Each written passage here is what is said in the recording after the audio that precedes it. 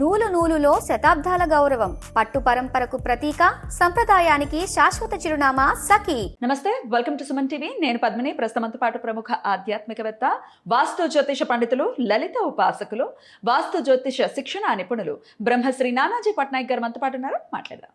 Sir నమస్కారం. Sir శ్రీమాత్రే నమః. సార్, వాస్తు పండితులుగా మీకున్నటువంటి అపారమైనటువంటి అనుభవం, అసలు మా ఇంటికి వచ్చి వాస్తు మీరు చూశారు, మీరు సెట్ చేశారు. మనం ఏదో వీడియో యాదృచ్ఛికంగా చేసేసాము, కొన్ని లక్షల మంది అది చూశారు. ఆ ఇంటి వీడియోని చూసి వాళ్ళ ఇల్లులు సెట్ చేసుకున్నారు, లేదా మిమ్మల్ని సార్ మా ఇంటికి కూడా వాస్తుకి రండి అని కొంతమంది చూపించుకోవడం ఇట్లా జరిగింది. నాకు తర్వాత ఆలోచిస్తూ ఉంటే, మీరు సెట్ చేసిన తర్వాత నేను సొంత ఇల్లు కూడా కొనుక్కున్నాను కదా సార్. నేను ఆ ఇల్లు నా అద్దిల్లు, కానీ దాని తర్వాత వెంటనే సొంత ఇల్లు కూడా కొనుక్కున్నాను. అమేజింగ్ సార్, మీ ప్రాక్టీస్ చాలా చాలా అద్భుతంగా ఉంటుంది. అలాగే మీరు చెప్పే విధానం కూడా చాలా చాలా అర్థమయ్యే రీతిలో చాలా చక్కగా చెప్తారు sir.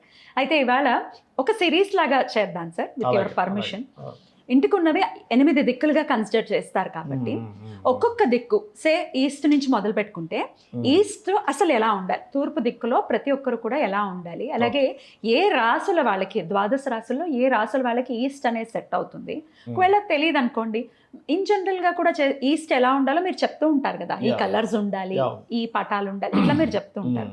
So one time solution లాగా ఈస్ట్ ఎలా ఉండాలి, నార్త్ ఈస్ట్ ఎలా ఉండాలి, నార్త్ ఎలా ఉండాలి, ఇవన్నీ మనం ఒక్కొక్క వీడియోలో మనం చెప్పుకుందాం సార్. ఏమంటారు సార్? ఇక ఈస్ట్ అంటే తూర్పు.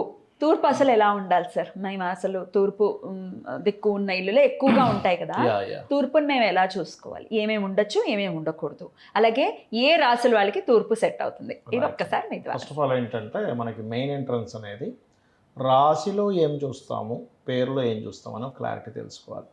ఇప్పుడు ఆ నుంచి అమ్మహ వరకు మధ్య పేర్లు ఉన్నాయనుకోండి వాళ్ళకి, అంటే ఆదిత్య లేకపోతే ఈశ్వర్, ఇవన్నీ ఆ నుంచి అమ్మహ లోపల వచ్చే మొదటి అక్షరం వస్తుంది. వాళ్ళందరికీ తూర్పు పనిచేస్తుంది, రాశితో సంబంధం లేకుండా. అదేవిధంగా చాచా జాజా అక్షరాల వాళ్ళందరికీ కూడా తూర్పు పనిచేస్తుంది.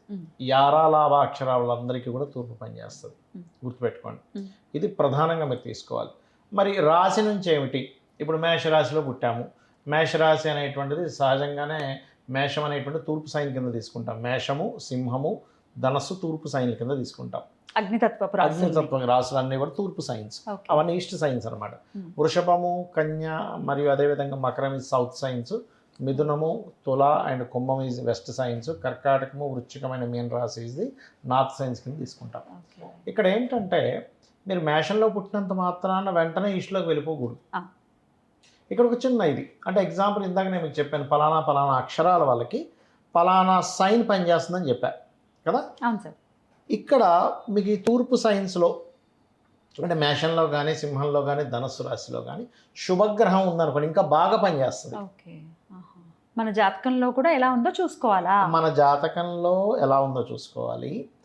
అదేవిధంగా వీళ్ళ లగ్నం నుంచి, ఇప్పుడు మేష రాశి చూసుకున్నాం కదా, వీళ్ళ లగ్నం నుంచి 4వ భావాన్ని కూడా పరిశీలన చేయాలి ఇప్పుడు వాస్తు గురించి చూసేటప్పుడు. ఎందుకు చేయాలి అంటే, వీళ్ళకి మేషరాశి వాళ్ళకి తీసుకుందాం. ఫస్ట్ మనం 4వ భావం ఏమవుతుంది? కర్కాటకం అవుతుంది. కర్కాటకంలో ఉండే గ్రహాలు బాగున్నాయనుకోండి, వీళ్ళ పేరు మీద ఏదైనా ప్రాపర్టీ కొన్నప్పటి నుంచి లైఫ్లో అద్భుతమైన స్టేజ్కి వెళ్తారు. అదే కర్కాటకంలో మంచి గ్రహం లేదు, మేషరాశిలోనూ మేషలగ్నంలోనూ పుట్టాం, మేషలగ్నం తీసుకుందాం, 4వ భావంలో సరైన గ్రహం లేదు, అప్పుడు ఈయన పేరు మీద కొనకూడదు. అప్పుడు నీచపడిన కుజుడు ఉన్నాడు అనుకోండి, అప్పుడు నీచభంగం కూర్చుంటే అసలు మనకి రాదు. నీచభంగ రాజయోగం అయితే మళ్ళీ ఓకే. ఇప్పుడు శుక్రుడు ఏ తొలిలోనే ఉన్నాడు, కుజుడు చూస్తున్నాడు, లేకపోతే చంద్రుడు కుజుడు ఇద్దరు కలిసి చంద్రమంగళ యోగం ఏర్పడి నీచభంగ రాజయోగం ఏర్పడింది, అప్పుడు అద్భుతం. అంటే ఏంటి? ఏమీ లేదండి, ఒక 10 లక్షలు పెట్టి అవుట్స్కర్ట్స్లో కొన్నాము, టక్కన ₹1 అయిపోయింది నెలలో, అది యోగం. అంటే నార్మల్గా జీవించడం వేరు, ఒక యోగం పట్టడం వేరు. ఎప్పుడైనా సరే చాలామంది మీరు చూడండి, ఏదో అవుట్స్కర్ట్స్లో కొన్నామండి ల్యాండ్, అసలు అంత వద్దనుకోలేదు, టక్కన కొట్టి. నేను ఒక 15 years బ్యాక్ ఒకరు కొన్నారు, 7 లక్షల ఎకరంలో కొన్నారు, ఇప్పుడు అక్కడ దాదాపు 7 కోట్ల ఎకరం అయింది. 100 times పెరిగింది. మీకు అప్పుడు 7 లక్షలని ఇప్పుడు 100 times ఏ బిజినెస్లో పెడితే వస్తుంది మీకు? అలా ఏంటంటే యోగం ఉంటే వస్తుంది, అది 4వ భావం బాగుంటే ఖచ్చితంగా వస్తుంది. అయితే ఇప్పుడు ఈస్ట్లో ఏముండాలి అనేటువంటి విషయాన్ని మనం మాట్లాడుకుంటున్నాం. ఇవన్నీ పక్కన పెట్టదు, సబ్జెక్ట్ మీరు చెప్పింది ఇది అర్థం అవ్వచ్చు, అర్థం కావచ్చు, లేమన్నా అలాంటి వాళ్ళకి కూడా అర్థం అవ్వడానికి. మరి ఈస్ట్లో ఏముండొచ్చు, ఏమి ఉండకూడదు? ఈస్ట్ మనకి ఏమి ఇస్తుందో చెప్తాను ఫస్ట్ నేను మీకు. ఈస్ట్ సైడ్ అనేటువంటిది పేరు ప్రఖ్యాతలను ఇస్తుందండి మనిషికి. కమ్యూనికేషన్స్ అంటే ఇంట్లో ఉండే వాళ్ళ యొక్క కమ్యూనికేషన్స్ ఏమిటి అంటే, ఇంట్లో ఉండే వాళ్ళ తల్లిదండ్రులు మాట పిల్లలు వింటున్నారా, పిల్లలు మాట తల్లిదండ్రులు వింటారా, సోషల్గా ఉండేటువంటి కమ్యూనికేషన్స్ ఏమి, వీటన్నిటిని ఈస్ట్ డిజైన్ చేస్తుంది. అందుకే శాస్త్రంలో పూర్వశ్యతు సభాఘర్ అన్నారు. అంటే తూర్పు వైపు నువ్వు సిట్టింగ్ ఏరియాస్ కనుక పెట్టుకోగలిగితే చాలా బాగుంటుంది. నేను ఒకసారి ఒక ఊరికి వెళ్ళి ఒక వాస్తు చూస్తున్నప్పుడు వాళ్ళు సిట్టింగ్ ఏరియా నార్త్లో పెట్టుకున్నారు. అంటే అట్లాగా ఒక గది, ఒక ఇల్లు ఉంది, ఒక డబుల్ బెడ్రూమ్ ఇల్లు ఉంది, బయట నార్త్లో పెద్ద వరండలాగా మంచి ప్లేస్, ఈస్ట్లో ప్లేస్ ఉంటే వీళ్ళు ఏం చేశారు, నార్త్లో మొత్తం సిట్టింగ్ ఏరియా వేసేసుకున్నారు. నేను ఒకటే చెప్పాను, ఏమంటే మీకు జనాలందరూ వచ్చి కూర్చుంటున్నారు, మీ టైం అంతా కిల్ అవుతుంది, చక్కగా అన్ని టీలు కాఫీలు మంచిది, చాలా మంచిది, అతిథికి టీ కాఫీ భోజనం పెట్టడం చాలా మంచిది. కానీ ఇక్కడ ఏమవుతుందంటే ఊరికే వాళ్ళు వచ్చి రోజు మీకు మాట్లాడుకోవడం, వెళ్ళిపోవడం, దీనివల్ల మీరు చేయాల్సినవి కోల్పోతున్నారని చెప్పాను. అవునండి, యాజ్ ఇట్ ఈజ్ ఇదే జరుగుతుంది అన్నాడు ఆయన. టైం వేస్ట్ అవుతుంది, టైం వేస్ట్ అవుతుంది. నార్త్లో సోఫా సెట్స్ ఉండకూడదు. ఈ సోఫా సెట్లు సిట్టింగ్ ఏరియా అంతా ఈస్ట్లో ఉండాలి. ఈస్ట్లో ఉంటే ఇతనికి సొసైటీ మీద ఒక కమాండ్, ఇంట్లో ఉండే వాళ్ళు ఇతని మాట అర్థం చేసుకోవడం, ఇంట్లో వాళ్ళు చెప్పేది ఈయన అర్థం చేసుకోవడం, కమ్యూనికేషన్స్ చాలా చాలా బాగుంటాయి. ఈస్ట్ సైన్లో కనుక సిట్టింగ్ ఏరియా ఉంటే, ఈస్ట్ సైన్ పొరపాటును కూడా ఎత్తులో ఉండకూడదు. ఈస్ట్ వీలైతే కొంచెం డౌన్ ఉండాలి, లేదా ఈక్వల్గా ఉండాలి. ఈస్ట్ వీలైనంత ఓపెన్గా ఉండాలి. ఈస్ట్ కనుక ఓపెన్ తక్కువగా ఉందనుకోండి, క్లోజ్ అయిందనుకోండి, ఇది కూడా వీళ్ళకి సోషల్ కమ్యూనికేషన్స్ మీద, అదేవిధంగా సొసైటీలో ఉండేటువంటి కొన్ని అదేవిధంగా కొంతమంది ప్రమోషన్స్ కోసం ట్రై చేస్తూ ఉంటారు, పేరు ప్రఖ్యాతలు రావాలని ట్రై చేస్తూ ఉంటారు. ఈస్ట్ మూతపడితే కూడా ప్రమోషన్స్ రావు. రాజకీయంగా వెళ్ళాలని ట్రై చేస్తూ ఉంటారు, ఈస్ట్ మూతపడితే రాదు. కర్టెన్స్ తో క్లోజ్ చేసేస్తూ ఉంటారు సార్, ఎప్పుడు ఓపెన్ పెట్టుకోవడం అట్లా చేయాలా సార్? ఎగ్జాక్ట్లీ, ఈస్ట్ ఒకటి నార్త్ ఒకటి ఎప్పుడూ కూడా మనం క్లోజ్ చేయకూడదు. ఎందుకంటే అక్కడ నుంచి మీకు పాజిటివ్ ఎనర్జీస్ వచ్చే ప్లేసెస్ అవన్నీ కూడా. మీరు అక్కడ క్లోజ్ చేస్తే వేస్ట్. మరి అలా అని నైరుతి బెడ్రూమ్లో క్లోజ్ చేసే ఉంచాలి, చీకటిగానే ఉండాలి. నైరుత్యత శాస్త్రకారం చెప్పారు, చీకటిగానే ఉండాలి ఖచ్చితంగా. అది అయితే ఇక్కడ మీరు ఈస్ట్ గురించి మనం మాట్లాడుకుంటున్నాం కాబట్టి మీకు తూర్పు ఈస్ట్ 4వ భావం తూర్పుగా మారింది. అంటే ఏంటి, ఉదాహరణకి మకర లగ్నంలో పుట్టారు, లేనట్లయితే మకర లగ్నము, వృషభ లగ్నము అండ్ అదేవిధంగా కన్యా లగ్నంలో, ఈ 3 లగ్నాల్లో ఏదైనా లగ్నంలో పుట్టారు, అప్పుడు వీళ్ళకి 4th సైడ్ అనేది తూర్పు అవుతుంది. 4th సైడ్ అంటే గృహస్థానంలో పాపగ్రహాలు ఉన్నాయనుకోండి, వీళ్ళకి తెలియకుండానే అక్కడ దోషం ఏర్పడుతూ ఉంటుంది. అంటే ఈస్ట్ సైడ్లోనే వీళ్ళు తీసుకెళ్ళి బాత్రూమ్ కడతారు తెలియక, లేకపోతే అసలు ఉండకూడదు, బాత్రూమ్స్ అస్సలు ఉండకూడదు. లేదా ఈస్ట్ సైడ్లో ఉండేటువంటిది ఎవరో వస్తారు, అమ్మో మీరు ఈ తలుపు మూసేయండి, అసలు ఈ తలుపు ఉన్నందుకు డేంజర్ అని ఆ తలుపు మూసేస్తారు, లాక్ చేసేస్తారు. లేదా తూర్పు వైపు ఉండేటువంటి ద్వారము పుచ్చిపోయి ఉంటుంది ఒక్కోసారి. అదంతా ఏం చేస్తుంది అంటే వీళ్ళ పర్సనల్ చార్ట్లో 4th హౌస్ ఈస్ట్ సైన్ అయి పాడైనందుకు ఈ కాంబినేషన్ ఇక్కడ ఇలా ఇస్తూ ఉంటుంది. సో అందుకని చూసుకోవాలి ఖచ్చితంగా, ఈ జాగ్రత్త ఖచ్చితంగా చూసుకోవాలి.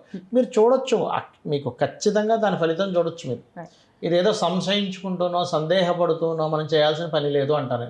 శాస్త్రం అంటే శాసించేది. అద్భుతం. ఈస్ట్ వైపు ఉండాల్సిన కలర్స్ ఏంటి సార్? గోడకి లైట్ గ్రీన్ కలర్ ఉండాలమ్మా ఇప్పుడు, లేదా లైట్ బ్లూ కూడా ఉండొచ్చు, బట్ గ్రీన్కే ఎక్కువ నేను ప్రిఫరెన్స్ ఇస్తాను. ఎందుకంటే అది వాయుతత్వం అంటారు. మనకి శాస్త్రంలో ఏంటంటే, ఇప్పుడు మొన్న ఒకళ్ళు అడిగారు, ఏమండి ఇక్కడే పని చేస్తుందా, యుఎస్లో కూడా వాస్తు పని చేస్తుందా అని. నేను ఒకటే చెప్పాను, పంచభూతాలు ఎక్కడైతే ఉంటాయో అక్కడంతా వాస్తు పని చేస్తుంది. ఎందుకు అంటే ఈ పంచభూతాలతో నిర్మితమై ఉంటుంది వాస్తు అనేటువంటిది.